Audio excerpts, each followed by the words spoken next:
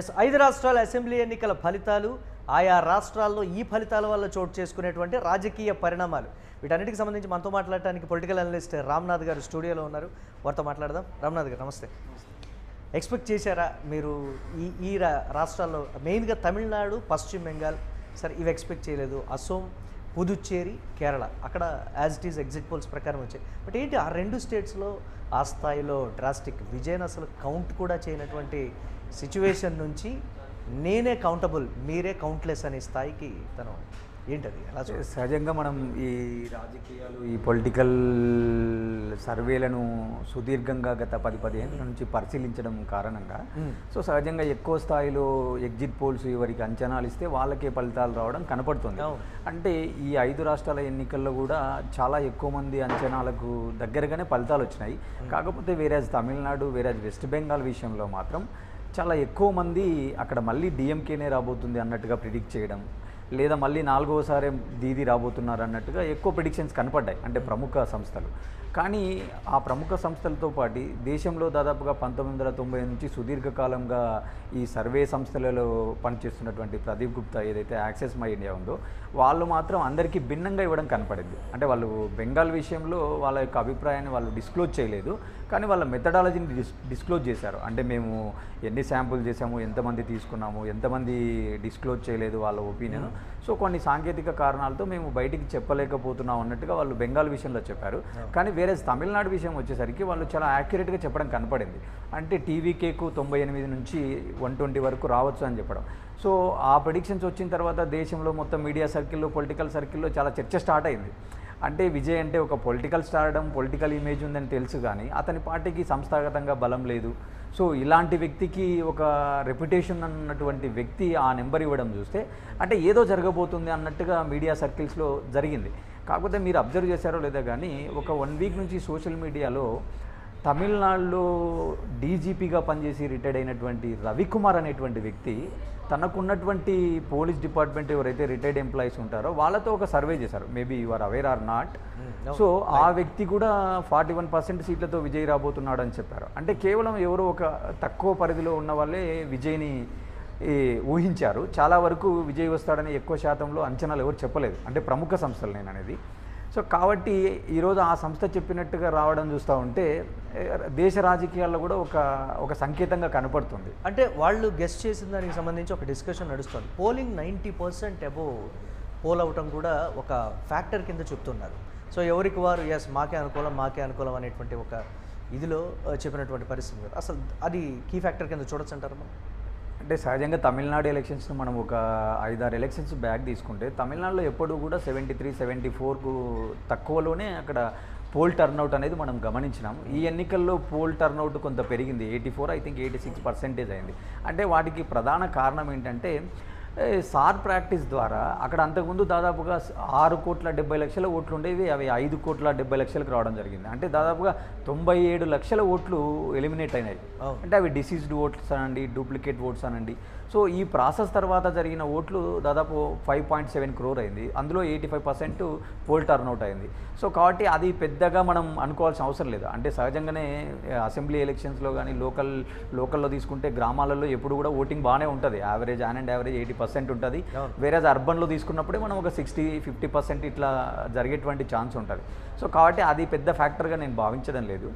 కాకపోతే ఇక్కడ కీలకంగా చూడాల్సింది ఏంటంటే తమిళనాడును మనం ఒకసారి వాళ్ళ యొక్క ఓల్డ్ హిస్టరీ ట్రెండ్స్ అబ్జర్వ్ చేస్తే తమిళనాడులో ఏం జరిగేదంటే ఒకసారి వాళ్ళు ఒకసారి వీళ్ళు అన్నట్టుగా. అంటే వేరేజ్ 1972లో ఏదైతే అన్నా డిఎంకే ఎస్టాబ్లిష్ చేసిన తర్వాత ఒకసారి వాళ్ళు ఒకసారి వీళ్ళు, కానీ ఈసారి ఆ ఇద్దరికి కాకుండా కొత్త వ్యక్తికి అంతే కదా ట్రెండ్. సో 2011-2016లో కేవలం జయలలిత గారు మాత్రమే బ్యాక్ టు బ్యాక్ ఏఐడిఎంకే పవర్లోకి వచ్చింది. ఇప్పుడు స్టాలిన్కు సాధ్యం అవుతుంది, స్టాలిన్కు అంత వ్యతిరేకత లేదు.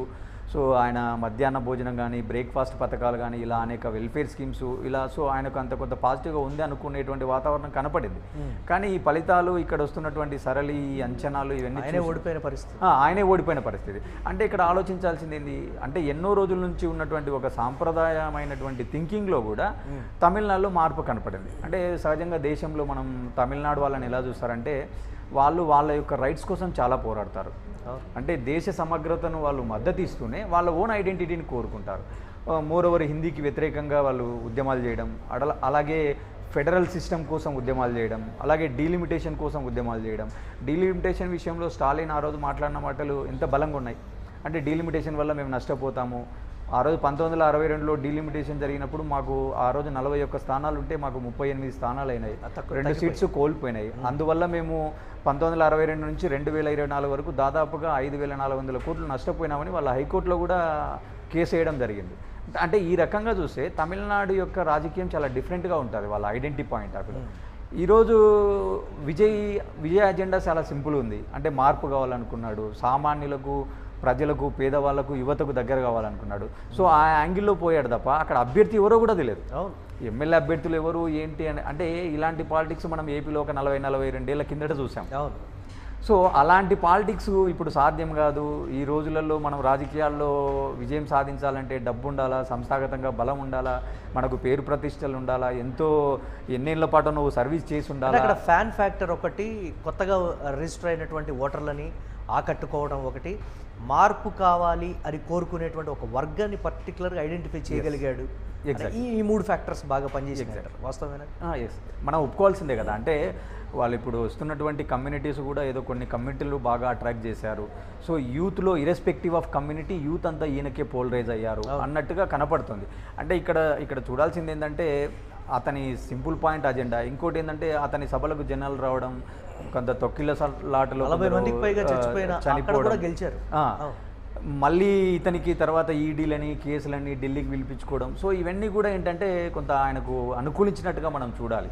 అంటే విచారించట్లేదు, వేధిస్తున్నారని అంతేగా.